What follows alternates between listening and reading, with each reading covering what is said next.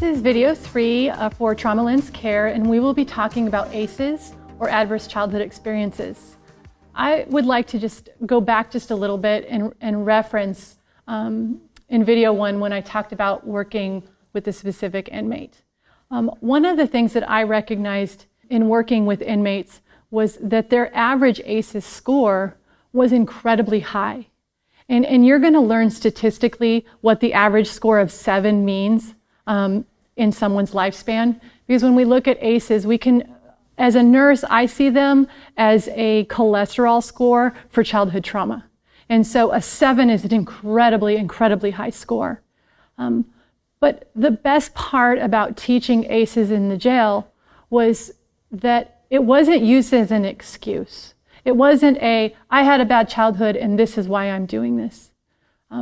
Every time an inmate would see the correlation between their ACEs score and where they were in life and some of the choices they had made, it was like this light bulb moment for them to understand how our own ACEs score actually affects or changes how we interact in society.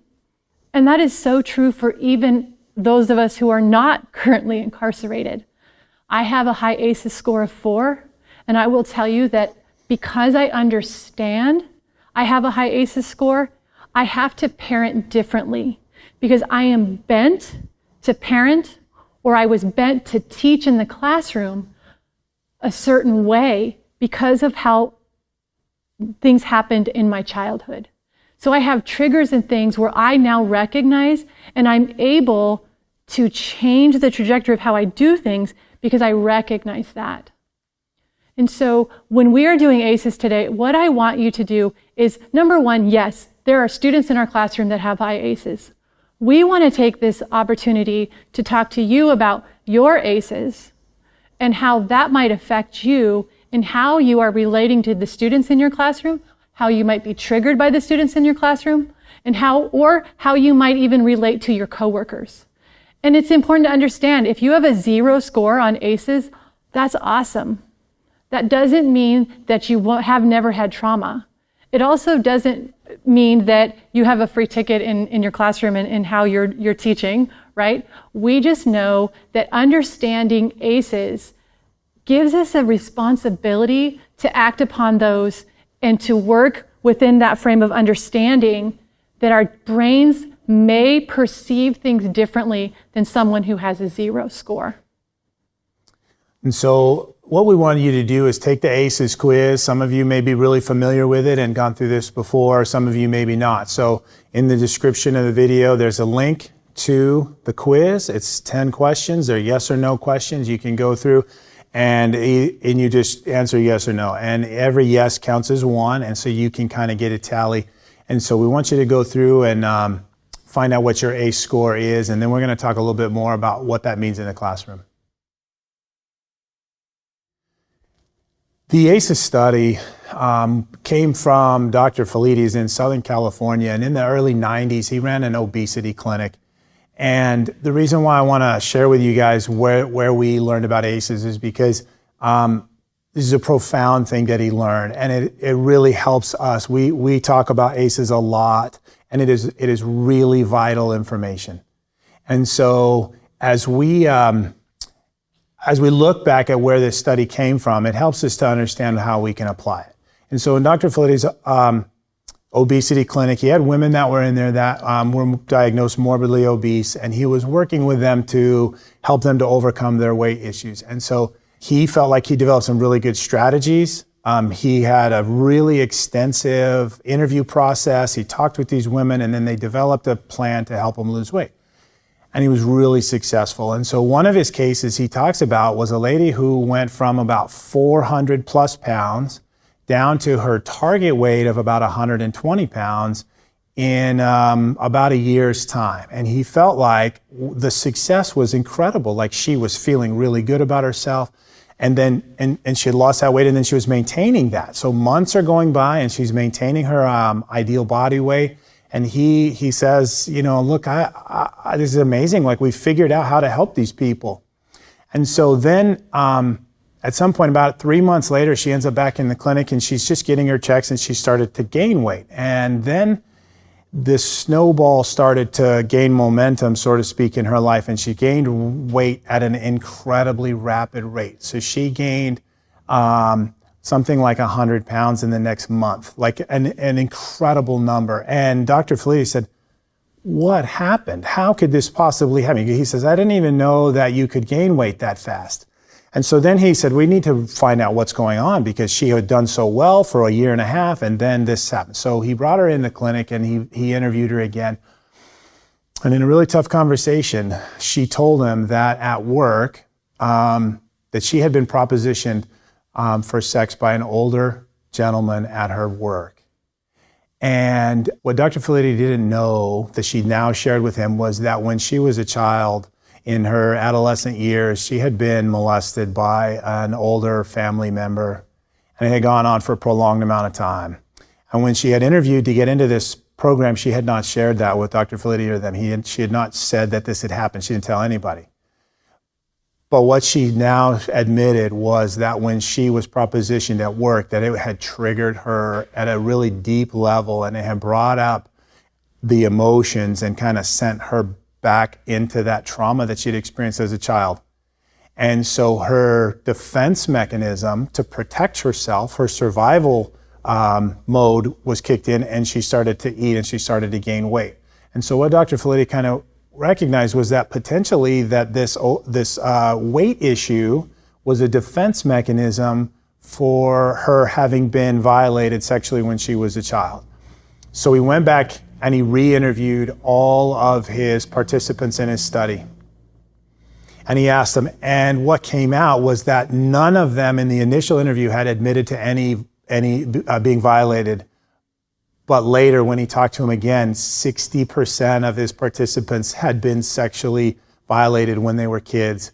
And so this sort of opened his eyes to the fact that what happens in our childhood has a profound impact on our lives as adults. And so then he launched into this study, and he developed the ACEs quiz. And with Kaiser Permanente in the mid-90s, they did a huge study with 17,000 adults.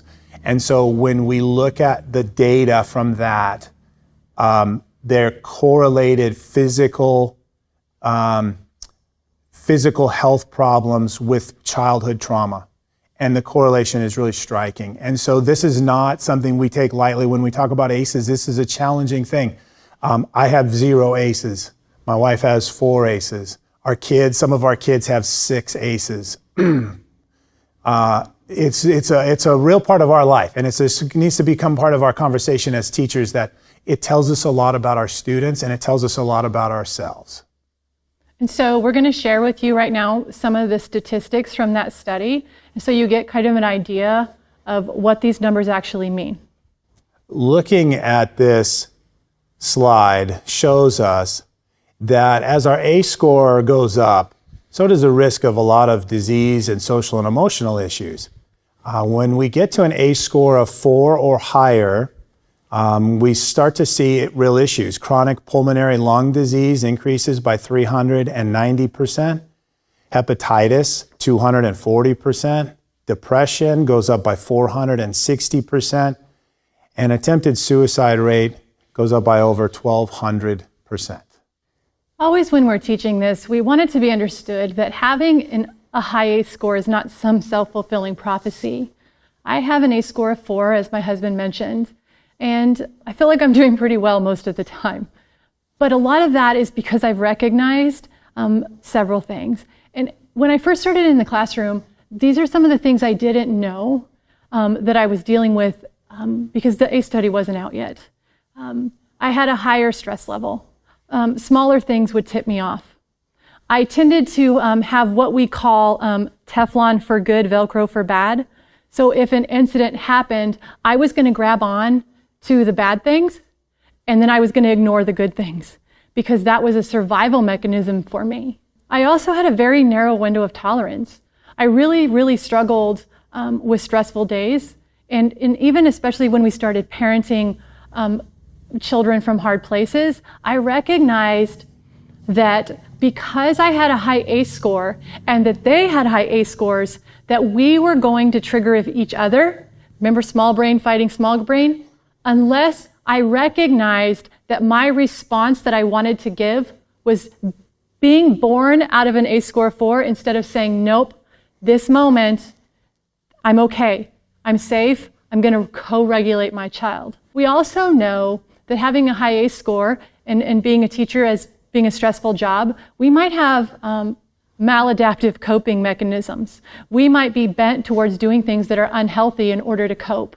And so I think when you recognize that, wow, I have a high ACE score, I probably need to go home and go for a run, or go in my garden, or cook, because I love to do that. Those are better choices than saying, wow, I need to go home and take a shot of tequila, right? And so I think that understanding that and understanding what you need in order to stay within your window is what's going to help you, because we're going to look at resiliency and how that helps us help our students. Also, having worked with teachers in a lot of different schools, and specifically talking about ACEs, it really does help generate some positive conversations, because when we have trained teachers and we've given out the ACE quiz and we get teachers who come back with a lot of ACEs, and like there's an immediate stress response. Like, I didn't know this about myself. I have 9 ACEs. We've had teachers that have just cried and said, what do I do? Number one, a high ACE score, you've got to know it's not your fault. ACEs happen to you when you were a child. And so if you have a high ACE score, it's because you were a victim of some things. It's not because you did things wrong. It's because things happened to you and that was not your choice. But it does mean that now you probably have some of the consequences to deal with from those things that happened to you. And the other thing is, there's also a resilience quiz. And so now the ACE study was a real scientific study. They spent a lot of time really doing some research, but they also knew that there were some people with high ACE scores but were very successful, and other people with high ACE scores became inmates. And so what's the difference between those people? How is it that some people with high ACEs are able to overcome those and be successful and others are not? And so that's where the resiliency quiz came in, and it was an attempt to sort of find the counterbalance or the counterpoint to the ACEs quiz. So we have a link to that quiz in the description as well. And so as you go through that quiz, now it's not as much evidence-based as the ACEs study was, but it does help us to see that there were people maybe that poured into us that helped us to overcome our ACEs. And I think that's where actually it's really important as teachers we recognize that we play a vital role in helping build the resilience of our students and of ourselves, of other people we work with. So what I saw is after we would train on ACEs and we would talk to these teachers, you would see conversations happen between teachers where they would say, well, I've got 7, and other ladies, I've got 6. And then there's communication that's like it becomes something that is part of normal conversation, and we recognize we can support each other. And there are times when I was in the role I was in, working in a school, I did not have my own classroom. I was available to help teachers. And so I would have teachers that would say, I need a break. I'm leaving my window right now. Can you come in my classroom for a few minutes? And I would go in the classroom and take over, give them a chance to step out, regulate themselves, to do a little breathing, maybe get some water. And then they're back to it and they're good. And sometimes it just takes a recognizing that I might need that. And so I think when we go through the ACEs stuff, number one, we recognize it's not anyone's fault. It's not your fault if things happen to you and you have a high ACE score. Number two, if somebody has poured into you, you may have a really high resilience score and really not struggle as much as somebody with a lower resilience score. So the cure for ACEs is a relationship. And again, I go back to what changes the brain, environment or relationship. And so you guys as teachers have the ability to change trajectories for kids. I think that's so hugely important, that relationships are the agents of change. And so as you're working with kids, understand that your window of tolerance or your high ACE score or those kind of things do not define you, and that it's going to help you maybe to have more compassion for a student in your class that's difficult. I want to take you back into the jail and specifically talk about one of the inmates I worked with and that subsequently wrote me a letter. his name was Ashley, and he asked that his story be shared because he felt like it was such a good education for especially teachers. Ashley had 2 college degrees, very well-liked, charismatic man, had spent half of his life in the Department of Corrections, and he struggled with opioids. And he took my class, and Ashley had 10 aces, 10 out of 10. And I remember him coming up to me and just saying, I never thought about my childhood actually affecting who I am and why I cannot quit using drugs, why I keep hurting people. And so he, in his letter that he wrote me, he talked about the first time he remembered getting drunk on hard liquor, and he was 5 years old. And it was a rite of passage in his family, and how he started drugs at 8, and then he found what he called the warm hug of the opioid at 12. And we look, and I remember reading his letter and absolutely understanding that this man had once sat in a classroom. And I wondered if there had ever been anyone who had looked behind or beyond his behaviors. Because he told me that in school, he was super smart, but he was really hard. And that teachers struggled with him. And because he looked ADHD, so he's climbing the walls and he's doing all of the things he shouldn't be doing. And what I recognize in myself with 4 aces is that the higher your ACE score is, the more you will be triggered or struggled with a child with high ACE scores. Remember the goldfish shark, and we talked about the shark fin? The higher your ACE score is, the more you see the shark instead of being able to see the goldfish. And he wrote to me and said, please let teachers know that I needed them to see that I wasn't just choosing this. It's all I knew to make myself feel better. And so I think that when we're working with students in the classroom and we recognize our own ACEs and we see our students, we need to ignore behavior and see the need or the drive behind the behavior. I think the last thing we want to share with you on the end of this video is just a few testimonials from people who have gone through this process of learning about their ACEs, and then they're able to look back on their life and look at where they are, and it gives them some context and helps them to understand what has happened to them and why they are where they are in life. So thanks for watching the video today, and hopefully you'll appreciate these testimonials.